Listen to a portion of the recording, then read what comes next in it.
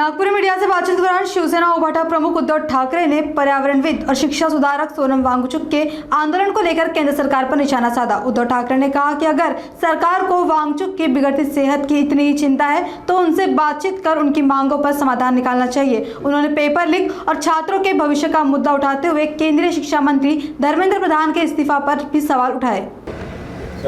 मी यापूर्वी देखील बोललो होतो, आपल्याला आठवत असेल की भारतीय जनता पक्ष आणि प्रशासन यांचा दुरान्वयाने देखील संबंध नाही।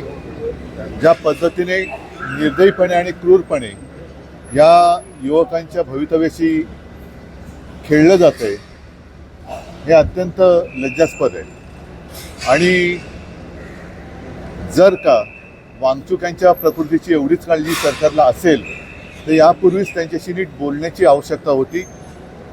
मला कळत नाहीये की एक तर नीटची परीक्षा हे सरकार बरोबर घेऊ शकत नाही, म्हणून जे मी बोललो की प्रशासनाचा संबंध नाही आणि भाजपचा आंदोलन नीट हाताळू शकत नाही।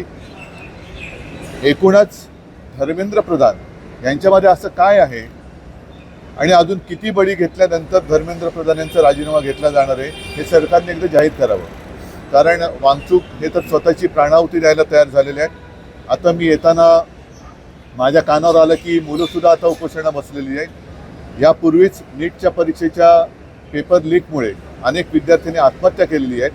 मग एवढ्या आत्महत्या होऊन सुद्धा युवा शक्ती अशी वाया जात असताना धर्मेंद्र प्रधान यांना असं काय सोनं लागलंय की ज्यांच्या चुकांवरती सरकार पांघरुण घालते। असं म्हटलं जात आहे, पोलीस हा दावा करत आहे की हे कोर्टाच्या आदेशानुसार झालेलं आहे। कोर्टाच्या आदेशाने त्यातला दुसरा एक भाग असा आहे की सोमवारपासून संसदेचं अधिवेशन सुरू होत आहे, त्याआधी हे आंदोलन, कारण 20 तारखेला मोर्चाची घोषणा करण्यात आली। मला पोलिसांचा हा जो काही दावा असेल तर पोलिसांनी त्यांच्या दाव्यानुसार कोर्टाची ऑर्डर दाखवावी की त्यांना उचलून हॉस्पिटलमध्ये टाका। कोर्टाने त्यांच्या प्रकृतीबद्दल चिंता व्यक्त केलेली आहे।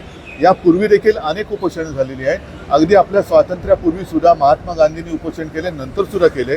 चर्चा केल्यानंतर उपोषण सोडलं जातं। अण्णा हजारेंच्या बाबतीत सुद्धा काँग्रेसचं सरकार असताना चर्चा करून उपोषण सोडलं गेलं।